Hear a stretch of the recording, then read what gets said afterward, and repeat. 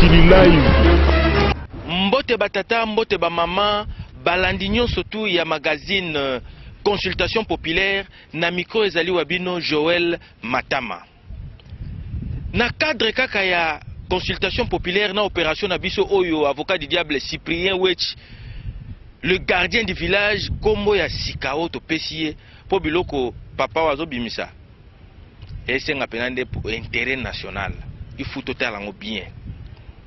Na tango oyo peuple congolais azoluka cohésion nationale, congolais nyo surtout na ndenge na ye ase débrouillaka na ndenge na ye pe alukaka mboka ezala kitoko. Mais banguna ya RDC na bupanzi na bango bazoluka ba panza mboka. Bolanda déclaration ya député rwandais oyo alobaki pona tina ya mabele na biso ya RDC. Rwanda na RDC, monsieur le président. Nakanisi esengeli kokende tina mosisa ya makambo polele polele. Problème ya Rwanda euti na colonisation. Ndambu ya mabele ya Rwanda bakolon bapesaki yango na RDC. Kasi kokamwa Barwandais oyo bazalaki na parti wana bakongolais baboyi kopesa bango nationalité. Le territoire rwandais s'est retrouvé au Congo. Quand une partie du territoire rwandais s'est retrouvée au Congo, nasepeli lelo koyeba deuxième raison ya bitumba ya Rwanda na kati ya mabele ya RDC. Ezali kaka ba minerité, mais nauti koyoka officiellement na munoko ya bakonzi ya Rwanda que eza problème ya mabele. Balobi yango polele polele elingi koloba bakokabola RDC ndambu ndambu. Nous venons d'en avoir la confirmation aujourd'hui et nous en prenons acte. Quand une partie du territoire rwandais s'est retrouvée au Congo, le Congo ne se laissera plus faire. Le Congo ne se laissera plus faire. Monsieur le Président, voisin na biso RDC, bazali na bokonzi na baparti nyonso ya mabele na bango te. Yango bazali na ba rébellion ebele. Na oyo etali ba Rwandais bakoki kosolola ta moke te na FDLR. Na ndeni wapi pe na tanini po na biso tokosolola na bango te. Po na biso ba Congolais, Rwanda a solola na ba rebelle na ye. Lokola biso tozo solola na ba rebelle na biso. Rwanda azoboya ko solola na ba rebelle na ye po ba bomaki batu ebele. Mais biso tozo négocier na ba M23. Bango pe ba bomaki batu ebele, ba violer, bazo panza mboka na biso, pe bazo bebisa environnement na biso. Communauté internationale azali pe na responsabilité na ye. Azo senga na RDC asolola na ba rebelle na ye, mais azo senga na Rwanda te asolola pe na ba rebelle na ye. Kasi nzela pona biso Rwanda a négocié na ba rebelle na ye, biso pe to négocier na oyo ya biso. Na Congo tozalaki na concertation nationale, ngai sénateur Ngongo Luowo na participaki en tant qu'opposant. Nazali mutu ya pouvoir te. Batu balobaki polele polele ya kobomba ezalaki te. Tozwaki mikano au moins plus de 600 po tozwa cohésion nationale. Pe ezalaki liseki te. Président Kabila salaki discours azwaki mokano ya kosalela oyo nyonso tu endimamaki na concertation nationale. Bana Congo bouti kolanda bino nyonso tu na miniti oyo bakinwa bouti kolanda déclaration ya député rwandais wana epesi bato ebele kanda na yebi ke papa moko na miniti ya sia gogoli déjà mwana na ye po déclaration epesi ye kanda ke non guerre oyo ya est ezaka nde ba minere kaka te mais ezaka pe na eteni ya mabele. Avocat du diable Cyprien Wech, le gardien du village kombo ya sika tozopesa ye yende mutu amemeli bino ba image wana asukaki kaka na ba image wana te. Tokendaki kotala pe kokutana na bato ya majorité présidentielle. Tokutanaki na papa Jean-Pierre Kambila ye apesaki position na ye na compte ya majorité présidentielle pe na compte ya présidence de la République. Lokola boyebi avocat du diable, le gardien du village alingaka makambo nyonso to ezala akendaki ti kokutana na parti ya opposition po bango pe baloba bapesa pe point de vue na bango na oyo etali déclaration ya député rwandais. Akutanaki na Papa Mokia ye pe alobaki apesaki ba réaction na ye. Avocat du diable asukaki wana te pour société civile la Congo pe ezali. Boyebi ke société civile la Congo ezali. Ba politicien oyo ya pouvoir ba lobby, ba politicien opposition ba lobby, mais société civile il faut aloba. Tokene kokutana avocat na biso. Avocat wana pe apesaki réaction na ye. Papa Georges Kampiamba apesaki na compte ya société civile. Bolanda ba image oyo. Touti kolanda reportage oyo elekaki na Afrique du Sud na cadre ya parlement panafricain, réaction na yo ya liboso ya député rwandais à lobby mabele ya Rwanda eza na kati ya Congo. Moto soki alingi koyiba eloko ya moto liboso ayaka na maele soki amoni te aza koyiba te akokosa aloba te eloko wana eza ya ngai alors que eza ya ye te. Rwanda ezala lelo ezala sima liboso ya mikolo ezala jamais na contrôle ya mabele oyo biso toza nango lelo. Esengeli bakongole be bango malamu parce que bakongole bakokanisa te tango mindele bayaki bango nde bazwaki eteni ya mabele ya Rwanda mpona kokotisa ya mabele na biso. Ezali lokuta bakonzi ya Rwanda ya tango wana jamais bakontrola territoire oyo ezali lelo ezala na Goma na Ruchuru to na Ndiragongo. Ezala jamais sous le contrôle ya bakonzi ya Rwanda. Maintenant baloba te bato bazali koloba Kinyarwanda ezala batuti ezala bautu ke basusu bazalaki kofanda oyo eteni ya mabele oyo biso toza nango lelo wana ezali ya solo lokola mpe eza na bato oyo balobaka bandinga na biso bakongole bazalaki kofanda na ngambo oyo ezalaki sous contrôle ya Rwanda ekomaka sous contrôle ya Allemand. Parce que la vérité ezali wana na 1910 tango bacolonisateur mibale babelge epai baallemand epai bayokani mpo te batia ndelo te oyo Congo belge oyo Rwanda batalaki esika nini bokonzi ya mokonzi oyo azalaka kuna na Rwanda esukaki pe batali esika nini bokonzi ya baye bazalaki na eteni na biso esika na bango bokonzi bango esukaka wapi na monielo nini wana nde esika bango batiaka monielo wana pe balobaka boye oyo nyonso azali na Rwanda alobi te ye azali congolais akatisa oyo nyonso alobi te ye aza rwandais pe aza na mabele ya Congo belge akatisa kende kote rwandais bato pe bakatisaka wana toza na 1920 nde batiaka monielo wana pe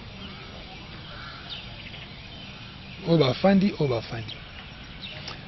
bato mingi balongo na Rwanda koya na Congo na mobu 1930 et quelques tango babelge awa ezala na Kivu ezala na Katanga bazalaki na posa ya bato baya kosala misala basusu na agriculture likolo kuna na Kivu basusu na bamine na eteni ya Katanga wana nde mingi ya bautu batuti rwandais baki komi komisa na organisation ya immigration wana bapesi bango mikanda bayi na Congo basala mosala uta les années 30 basusu bakoti babali basi na biso mpe tobali bana na bango makili esangani bana na babotami mingi lelo bana na bango bacongolais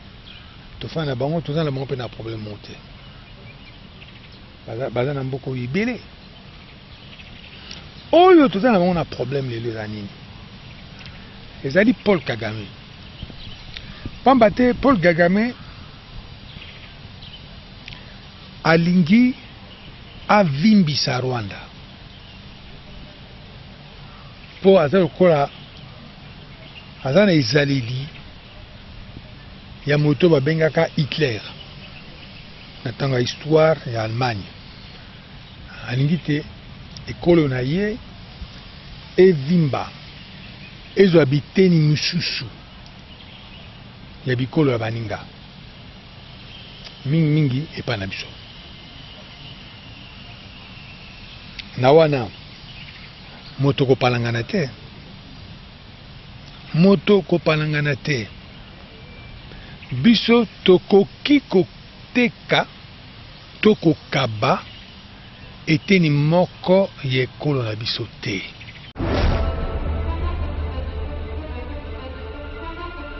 Tauti Kolanda, député rwandais, réaction nayo acho esandengeni.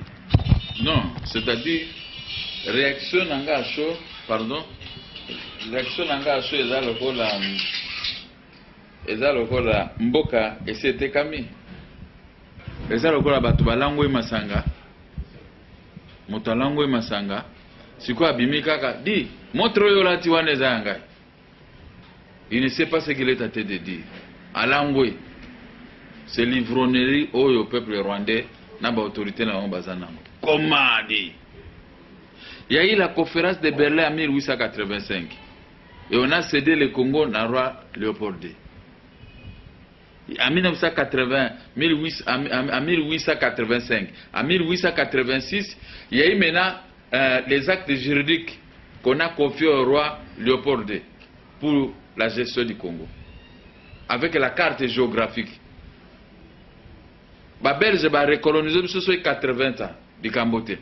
1960, ils ont toujours gestion du Congo. Réclamation de mon côté. Kaka guerre Afdel, Laura Désiré Kabila, et na Rwandais, na Mindouk, ba éliminé, ba bandi ko réclamer une partie à Kivu. C'est-à-dire, ba moni biso ba Congolais quoi ba bololé. Maintenant, les Rwandais se permettent de faire de telles déclarations contre nous que Mabélé a Kivu. Nous sommes séparés avec eux par les lacs. Ce que lac wana, ezaki pa na bango? Non, ndeko wechi. Vraiment, c'est avec Mawana Montema. C'est pas pour que vous me voyez dans la politique.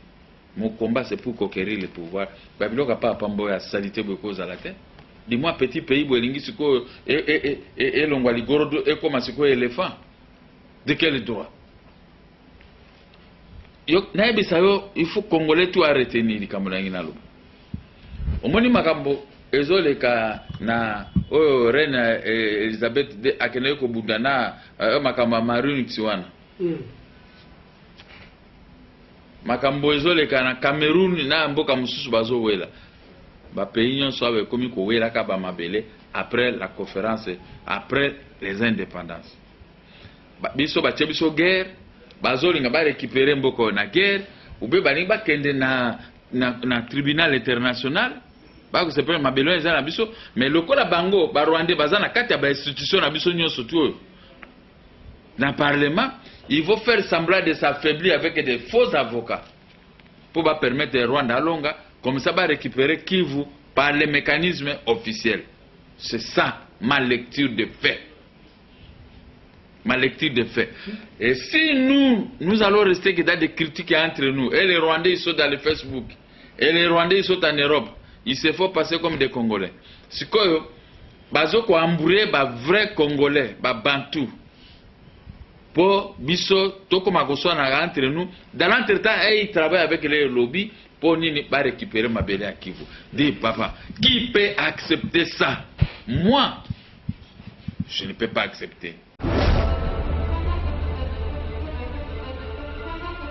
Na lingi d'abord ya liboso na loba que ezali déclaration ya ba député rwandais, ezali déclaration ya gouvernement rwandais te. Donc awa na uti kolanda ezali ba député nde ba uti ko sala déclaration wana, ezali ba ministre ya gouvernement officiel rwandais te. Donc dans un premier temps, biso en tant que organisation ya défense des droits de l'homme, toujours zongo déjà na angle oana.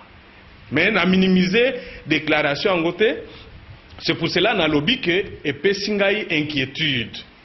Que inquiétude ni nepesi. Ezali epesingai inquiétude dans le sens que wana ezali discours oyo biso tokoki ko entendre na ba député ya état de la région des Grands Lacs T. Parce que les députés nyos ya ba pays à Grand Lac bazali au courant que depuis février 2013 leur gouvernement à travers leur chef d'État signé qui accord d'Addis Abeba qui impose à chacun des États aux ezali limitrophes voisins ya RDC de s'interdire na kosala oyo to benga na français ingérence dans les affaires ya RDC.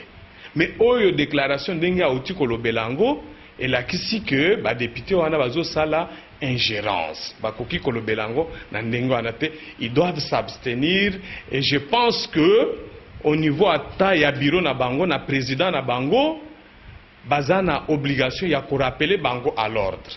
Et puis gouvernement rwandais pe azali na obligation ya ko sala même une déclaration ou bien un message officiel ya koloba que wana ezali ba position individuelle ya ba député wana ekoki ko engager état rwandais te parce que esalami na officiel attitré rwandais te et ya gouvernement rwandais te. Voilà. Mais pour le moment ba rwandais ba sali déclaration mon côté. Alors na niveau na biso tokosala ndenge nini pour gouvernement rwandais et désapprouvé ba député wana pour biso tozala tranquille. Voilà. Tokosala ndenge nini parce que c'est une déclaration. Exact. Wana ezali question moko trop pertinente. Parce que bango ba uti ko salango.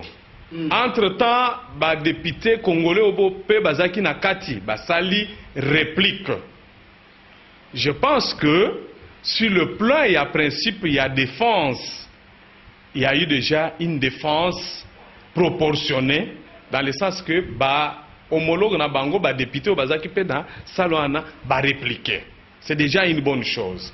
Mais, parce que le souci reste à qu'on se demander si le gouvernement rwandais azali content de la déclaration wana ou pas. Parce que zali déclaration yamabe.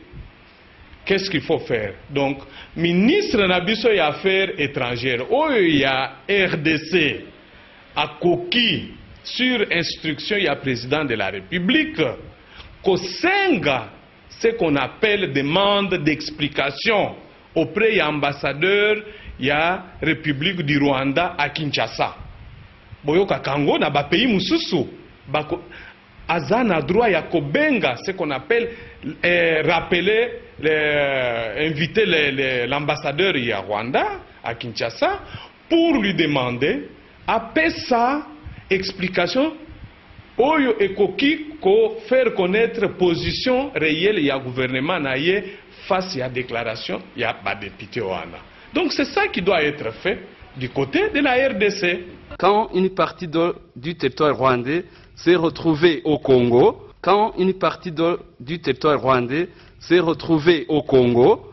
le Congo ne se laissera plus faire. Le Congo ne se laissera plus faire.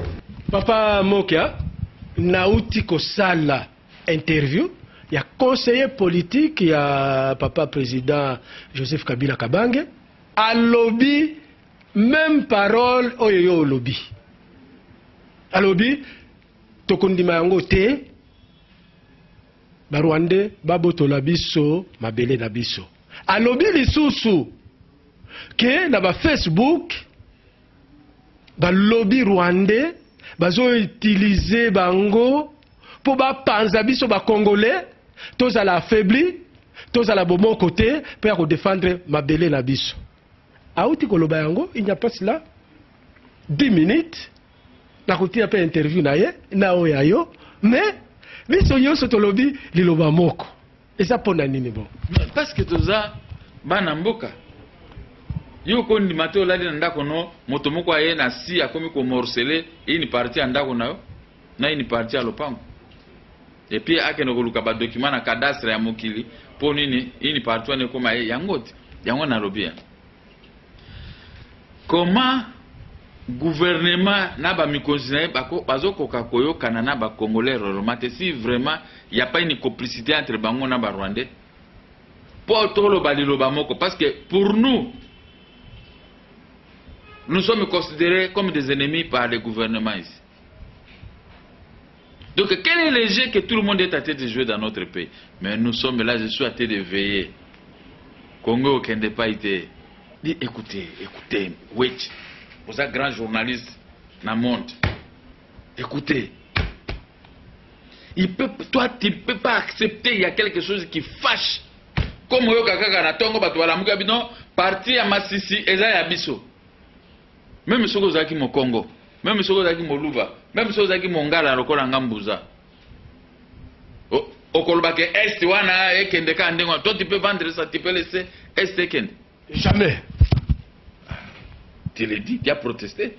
Jamais. Même les combattants. Biso nyonso, tozoloba jamais. Mais, tout ça séparé.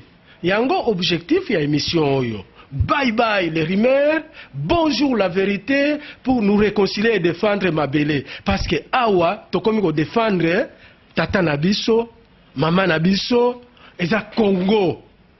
Et loko mosusu na lingi na tuna yo. To salaki na 5 députés na parlement wana. Lere bazongaki.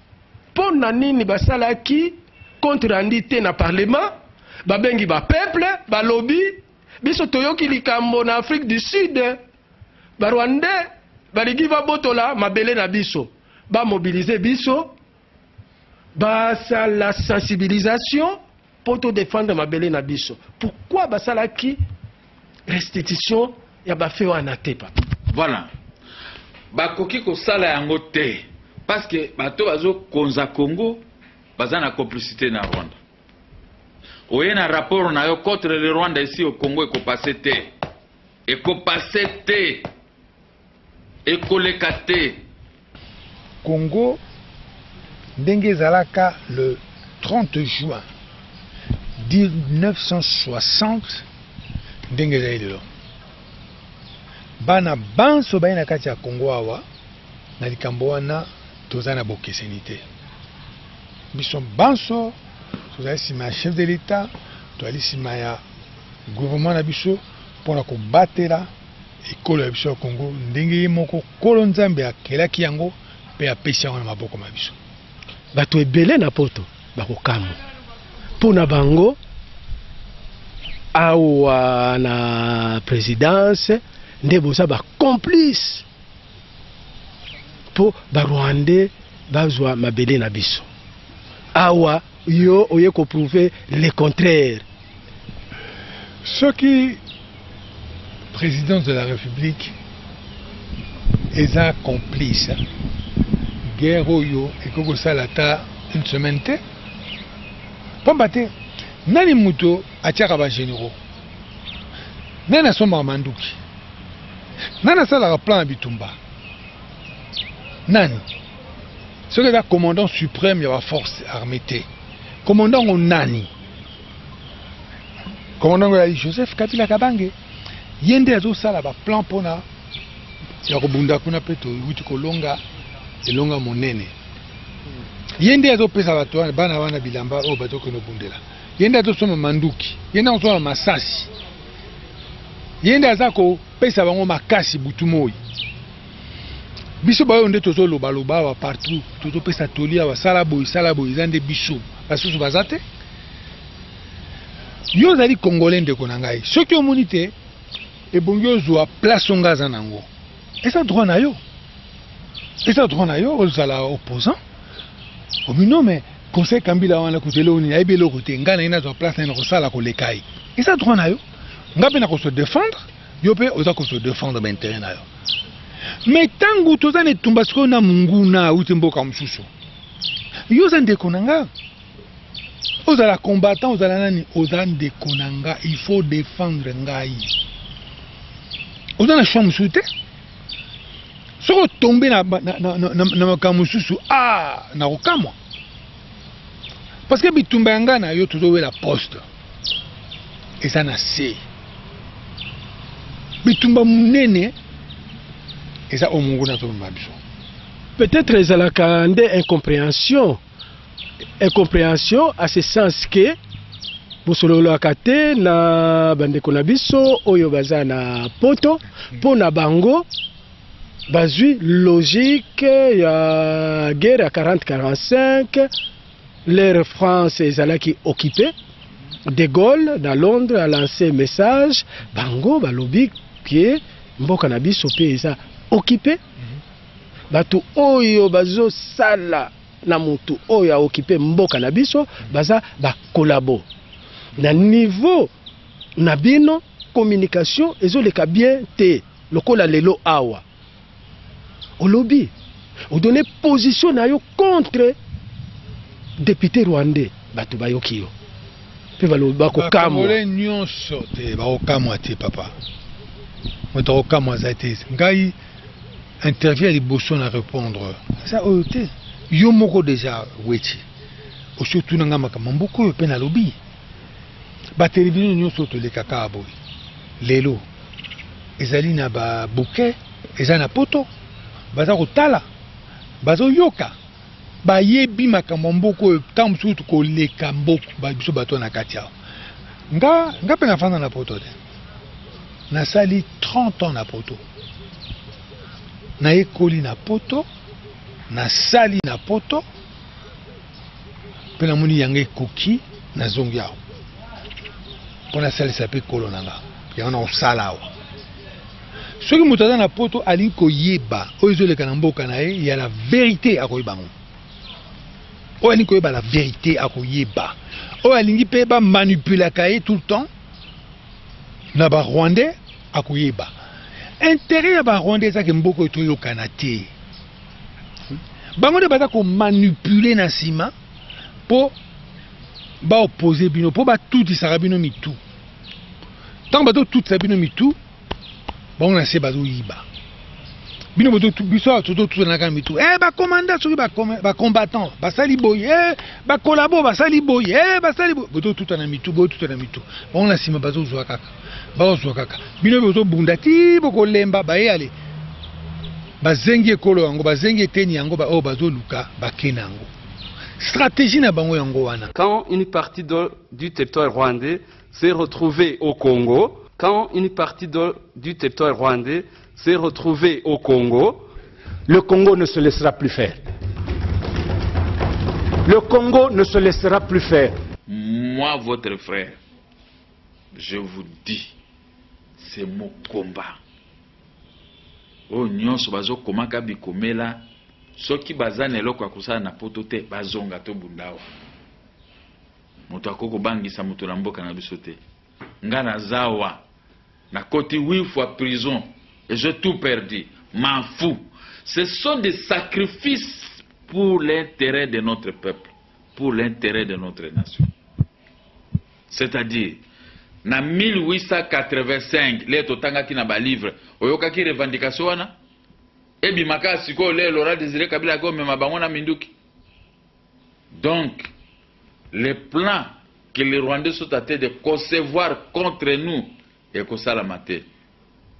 Et dans ces plans, baza soutenu na une partie à la communauté internationale, une partie, quelques pays, pas tout le monde. Il y a des pays qui se respectent. Alors, ceux qui bino ba congolais bozo que la biso ba opposate, c'est pour... Qu'est-ce que moi je gagne dans tout ça? je veux la paix. Pour le moment, il n'y a pas la paix. À l'intérieur même de la RDC, nous sommes considérés comme des ennemis par les gens du pouvoir à place. À l'extérieur, on veut nous arracher. Nous sommes dans des bouillabaisse, on s'embrouille entre nous, entre l'État Monguna Azokota. Azokota. Abandi siko ko argumenté na oyo lobaki na conférence soki ya panafricaine o ba bakendeke. Mais ça c'est sur le plan international. Et c'est bimi déjà mototo qui era moto non, Rwanda zo réclamer loko tel. Et quelle est la position du Congo? Quelle est la position du Congo? Pourquoi ba parlementaire na mona ko na pe ngongoluo? Je vais trouver son numéro, je vais l'appeler. Pourquoi il se tue? C'est mon ami d'enfance. C'est mon ami d'enfance, le sénateur Ngongoluo. On a grandi ensemble au centre-ville ici de Kinshasa. Toujours quand on a signé Palas, signé Lac, signé Rac, signé Palladium. Toujours quand on a signé chaque dimanche après-midi, Tokoli na Ngongoluo. Il y a un journaliste. Mais il aurait dit poser la question au Sénat et les dossiers allaient descendre dans l'Assemblée nationale. Alors, le coup là, tu as fait un travail de toi-même, c'est-à-dire que yo pose un amoutou na yo comme troublé. C'est ce que je vous ai compris. Ce n'est pas n'importe quel journaliste qui a commis sa dossier. Un journaliste chevronné qui aime son pays à mon oh, nabelela, moki ozap, etel ozap, tala, olakisi eloko ngana na mona ngote.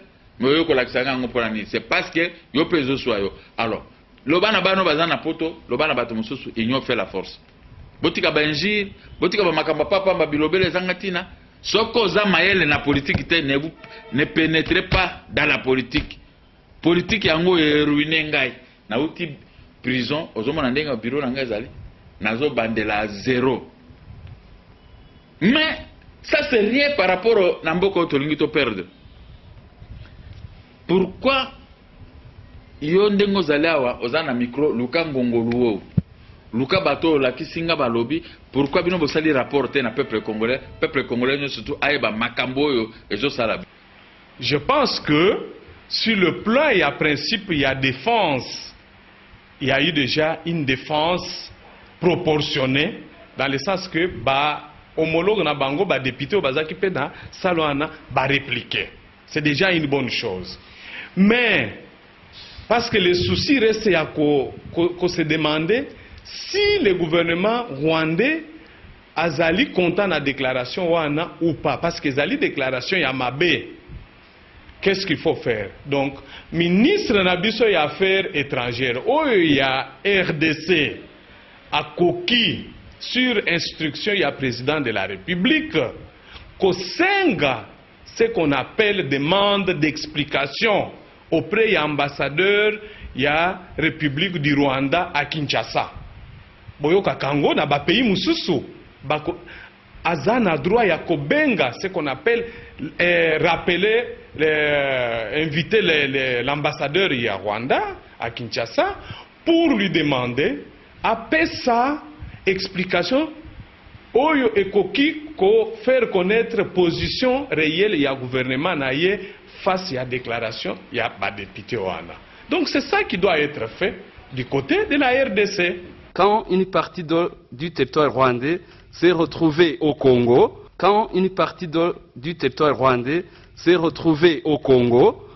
le Congo ne se laissera plus faire. Le Congo ne se laissera plus faire. Qu'est-ce qu'il faut faire au niveau ya biso ba congolais? Ba congolais. Qu'est-ce qu'il faut parce faire que en 1960 leur père Nabiso bakende qui table ronde na Bruxelles. Ouais. Papa Lumumba zala quitté. Bango tu baboyaki ko participer balobi avant biso to participer to lingi ba libérer d'abord Patrice Emery Lumumba. Wana ezali solo. Esprit wana na minute oyo. Ezali malheureusement. Et qu'est-ce qu'il faut faire pour esprit wana ezonga na makambo ya boye. Parce que en dehors ya droit, ma déclaration oyo. Exact. C'est grave hein. Yango biso sikoyo na kati ya structure na institution na biso na bandeko na biso ya ba ONG ya société civile tozali kaka kosenga kosensibiliser ba autorité, kosensibiliser ba politicien, kosensibiliser ba leader nyonso coutumier, batu nyonso ba mama ba tata oyo bazali bakoki kosalisa mboka na biso. Il faut tocha maïle na biso ensemble. To recréer ba condition ya cohésion nationale. Il faut to pesa substance na expression wana cohésion nationale. Ezala neti de mots creutés, ezala neti ba discours pamba te. Il faut ezala na ba fait concrètement pour ezala. Première chose, qu'on peut faire? Première chose, il faut absolument que le président de la République a s'investir dans le 23 octobre de l'année passée, que va libérer ba opposants, ba détenus, ba condamnés politiques. Il faut ba libérer ba toana, ba créer ba conditions. Deuxième. Ba recréer ba conditions, il y a gestion, il y a gouvernance. Et à la transparente de Konangai. Il n'est pas normal qu'aujourd'hui, tous en mboka oyo, pour que mutu alia, azua, ba soin de santé, atinda bana na école ya malamu, il faut azala kaka, soit ministre, azala soit mandataire public, ou bien azala na siège ya batouana. C'est pas normal. Il faut qu'on restaure la justice distributive. Tout ce que l'État crée, il faut gestion ya transparence. Concrètement, il faut la publier. Yango to senga na premier ministre Matata qui dit souvent qu'il veut travailler suivant les règles de la bonne gouvernance, transparence. Mais commencez d'abord par publier chaque mois ou chaque trimestre les recettes réalisées par les services générateurs. Journal officiel Ezali. Les lots, même si ce n'est pas sur le journal officiel, les sites Ezali. Publier, et puis pour publier, voilà, ce qu'on a réalisé, voilà de quelle manière nous avons réparti. Pour que, Bissonyo Sotoyeba, qui gagne quoi, qui ne gagne pas. C'est ça le problème, l'injustice sociale et l'équilibre. Troisième point, il faut justice. Ezonga na mboka lelo justice eza isusu na RDC justice ekomika kaya bato oyo bazali na anti bato o baza na mbongo ba pauvre bakoki lisusu kozwa justice te biso na organisation na biso musalo tozo sala ezali principalement wana mais toza na ba exemple ebele mutu ata mama soki akufeli papa pour que azwaka moi eloko na succession. Il faut azala na mbongo pour que azwa jugement ezala kate mama wana kozwango wapi bana na ye ba orfere ba ozambongo wana wapi pour que basomba jugement bato bazo kangama des arrestations arbitraires wana ezali mabe. Donc ce qui totaleli makambo wana to bongisi yango, je suis sûr que cohésion nationale et ko salama et banguna ba okotela biso lisusu te. Omoni de konga likambo yo eza sikate pombate. Président azaka liboso ya Paul Kagame kombona ezalaka pasteur Bizimungu alobaka yango deja alobaka yango mpe toyebi yango esengeli nde biso bai Kongo biso nde tofongola miso toyeba te etumba oyo bakobundisa biso eza etumba ya Jacques te, ya Bernard te, ya Andere te, ya Sophie te, ya Joseph te. Eza etumba ya Congo. Toyebaka kozala na bwanya te tango mboka ezali na tembe ya monene boye ebaka ta ya likambo esengeli te biso banso tozala lisanga pour leur bonde tomba wana pamba te ezali lisano te ezali etumba po mboka ekolo ezali eloko mosusu te eza kaka mabele soki botiki te ekolo mosusu eya ezenga eteni ya mabele na biso ekende na yango lobi lo boyoka te mosusu azengi yaye lobi kuna mosusu azengi yaye lobi kuna te ekosila biso na bino tokomi kotelengana mboka bapaya yango na kosenga na bino bapandisa yango bino nde ebungi nde bolobaka yango mingi ntango mpe bokoloba yango bopesaka mpe toli mboka eza na ebakata ya likambo etumba esili nano te pamba te banguna baza na mokano oyo bango basiakani mokano mwango ngano toyoki te alobi te bazwaki eteni na bango batiela mboka na biso ezali lokuta monene lokuta ya moyibi mais kofinga bato ofinga journaliste ofinga bapoliticien ozofinga politicien yo kokai na politicien wana il faut batika ba esprit wana bango tuto loba monoko moko tobundisa makambo oyo député wana ya Rwanda lobi voilà banguna na biso so boko finga ye so boloba na mabe tout chemin mène à Rome. bandeko na biso ba congolais eza na eloko moko o biso to constater biso équipe oyo na ndenge to sali reportage oyo ezala bato opposition ezala bato présidence ezala bato société civile balobi bango nyonso kaka maloba moko mais pona nini ba congolais to yokana te na ndenge biso tutoloba maloba moko pona nini to yokana te to yokana to sangana pour que non munguna wana tika ko déranger biso te mais na nyonso tu oyo peut-être communication bien exacte population zoye ba masolo ya mboka te. Maintenant tout ça na problème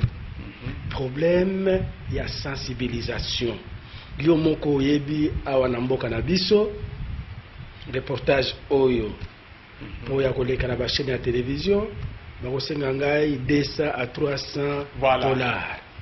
Il y a 50 chaînes de télévision.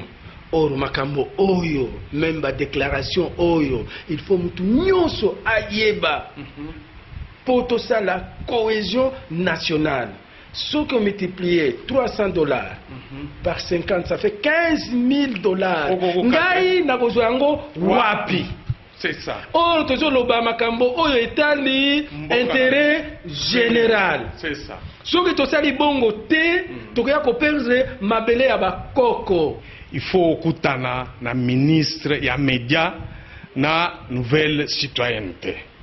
Okutana kina vuvuzila ami bengi moko lelo vuvuzila Lambert Mendy aloba benga kay vuvuzila okutana kina batu nyonso bazotinda kaka ngai efai na ye po ya za mokonzi ya ba media apesa ordre bosala mosala na bino makambo bambongo ezate rien que pour le Congo oyo etali makambo ya Kivu so makambo ya ba publicité na ye wana koloba makambo ya parti politique nanga oui wana futo kofuta mais rien que pour na likambo etali Congo ordre na ba media nyonso to mais que no mona ye soko le kiselo ngana zoloba akoyoka ezate bayoka kaka ofingi intel mais oyo siko ezali ezokosene ngai.